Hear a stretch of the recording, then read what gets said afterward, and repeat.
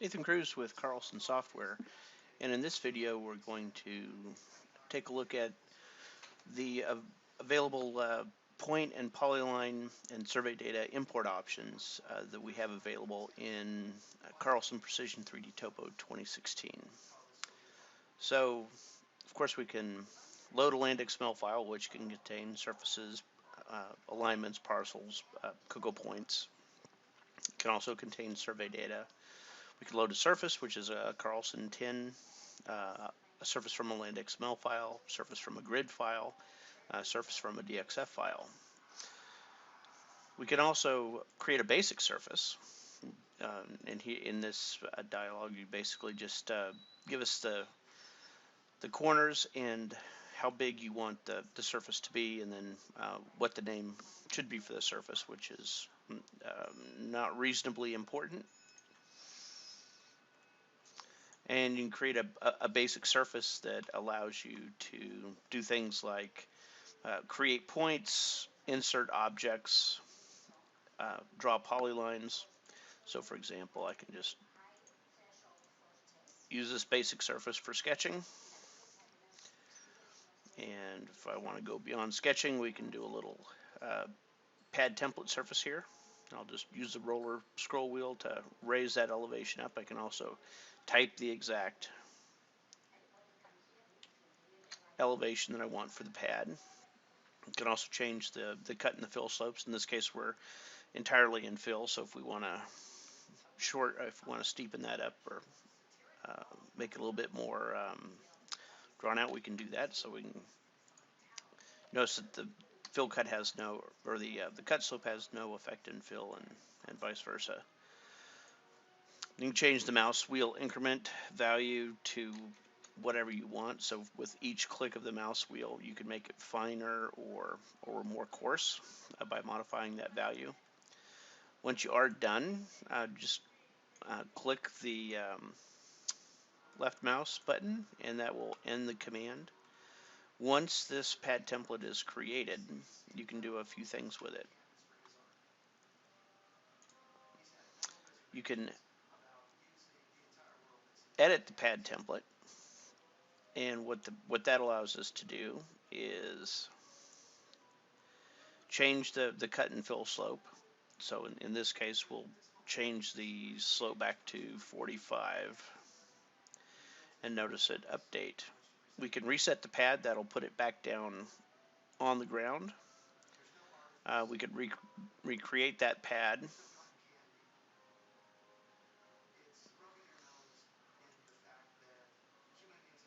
We can also set the pad slope.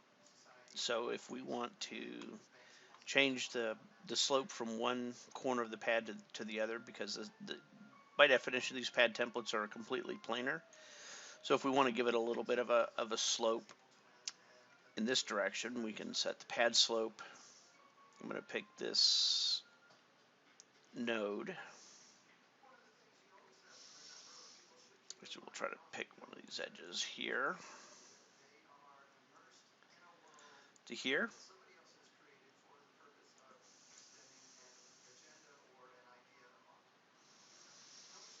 We can reset the pad slope. So again, set the pad slope. We've got it at a 2% grade, so I'll pick here to here to give it the direction of the slope, and now we have a 2%. We could make that, I'm going to reset that again. We could make that a little bit more pronounced and make that a 6% slope.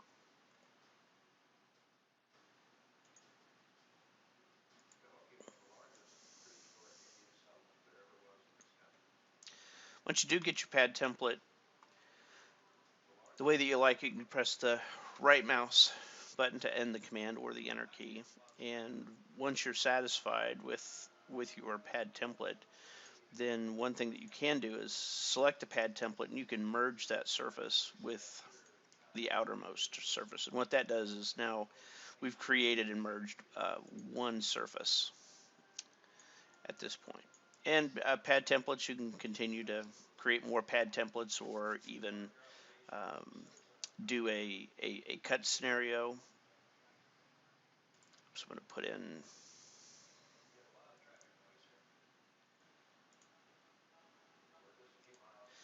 cut scenarios are a little bit tricky,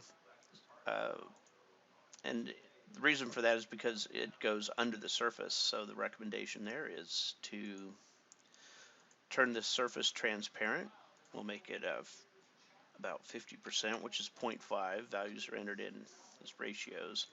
Now we can clearly see, we can still see the outline of our pad. We can see our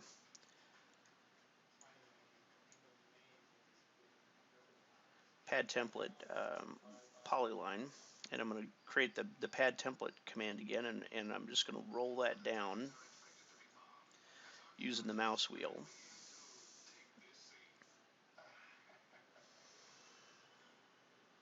And I'm going to select that and enter. So now what we've done is we've effectively just carved out a pond on top of the pad template that we created, but it's still not part of the overall surface yet. And if I try to select this guy, basically it keeps trying to pick this top surface, because even though it's transparent, turn that off so it's a little bit more clear. So I'm really sort of unable to pick this surface in the scene, but I can pick that pad template in the Scene Explorer. Right click, and we'll do a merge surface, and we'll pick the outer surface, and there you go.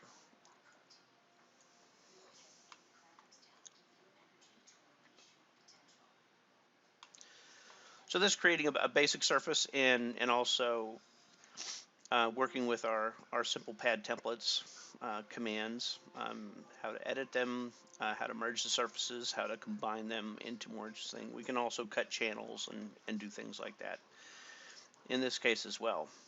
I'm just going to go ahead and delete this, and we're going to go to our import CRD file. So for Carlson survey users, our CRD files are just our coordinate files from our servce. And what I'm going to do is simply import all of these points. We get a little preview here. Again, if you want to get any help as far as what the dialogues mean, just click on the help button, or in the middle of any command you can press the F1 key and it'll pop up the help message. So I'm just going to go ahead and import these points, and we get an awful lot of these guys. One thing that we do on any import of point data, whether it comes from a land XML file or coordinate files, is we group like points in containers that have the same descriptions. So if I turn these descriptions on, you'll see we have wall base, wall points, ground shots, river shots here. And one thing that we allow you to do is basically at any container level, you can turn on or off. Where's our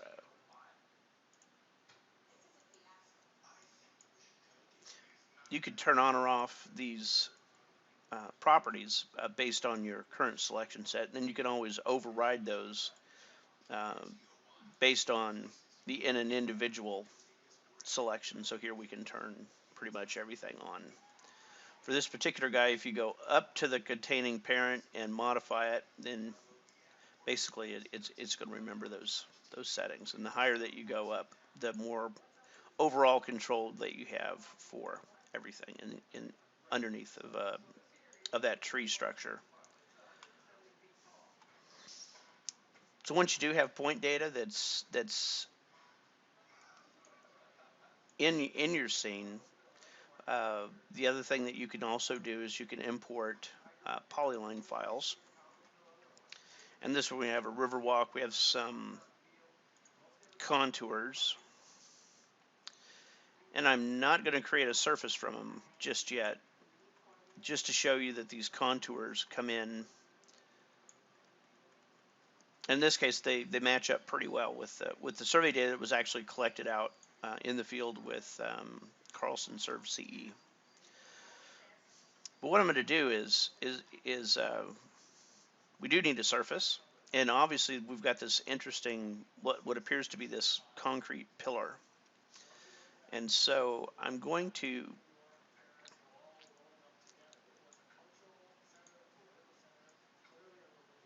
let's see, I'm going to go up to here. Let's hide those guys. So here's all of our polylines, and you can rename any node in the P3D scene. So I'm going to call these riverbank contours. But what I am going to do is I'm going to right click and I'm going to create a surface from those. Now, when I create a surface from polylines or points, you can multiple select these polylines. So I'll demonstrate that first. So what I'll do is I'll just create a few of these polylines here. And I'm going to right click and I'm going to create surface. Again, the name of the surface doesn't really matter. We don't depend on external files quite as much. And so there you have your surface from that selection set of contours. Additional interesting things you can do is you can select either points or polylines using the control key, multiple select. You can right click on that selection set and you can add them to the surface. So here we click on add surface and we simply pick on the surface we want to add to, and you can see that we're adding and extending our surface there. So other things that we can do are to create a surface from these polylines, which are kind of interesting. So what I'm going to do is find this top polyline in the Scene Explorer, and it'll automatically highlight. So this is it's 54. Hold the Shift key down, and I'm just going to scroll up until I get all of them. You can see it actually picked a few others that I don't want, but that's okay. I'll show you how to remove that. So still holding the control key down,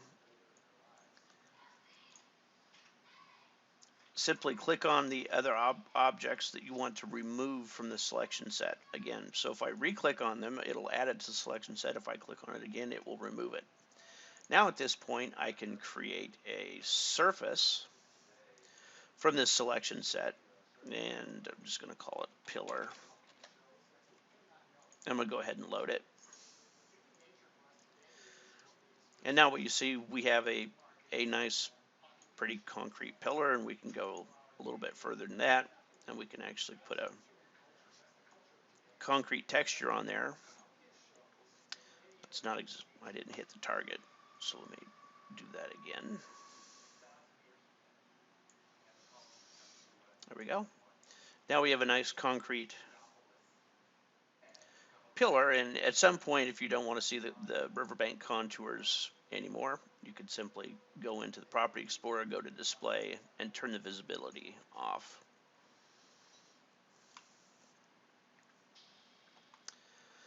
Additional things that you can do with imported point data is you can also draw polylines between these points that are floating here in space. And so an interesting thing to do here would be to tooltip over this. This is obviously the corner, looks like the corner of a wall.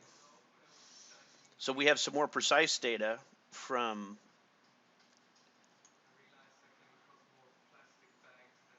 the survey data. So what I'm going to do is look at the description. It says southwest. So what I'm going to do is find southwest.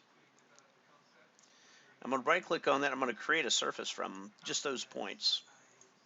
And again, the name doesn't really matter too much because we're going to be merging all these into one.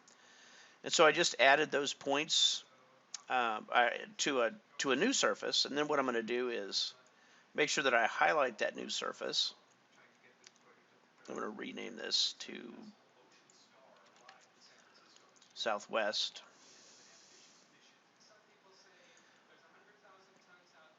This guy, I'm going to get rid of that old. Nope, that was the wrong one to get rid of. This one we're going to call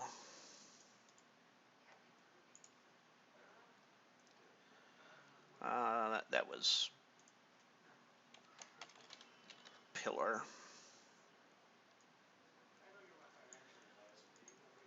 Those were our contours. These are our points. This is our river surface.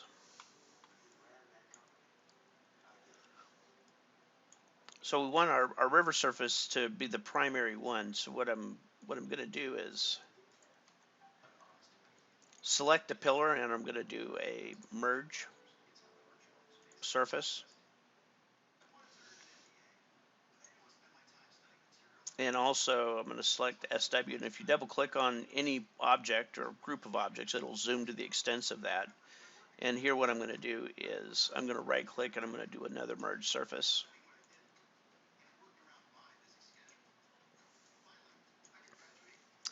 And so you can see that modified this riverbank surface considerably.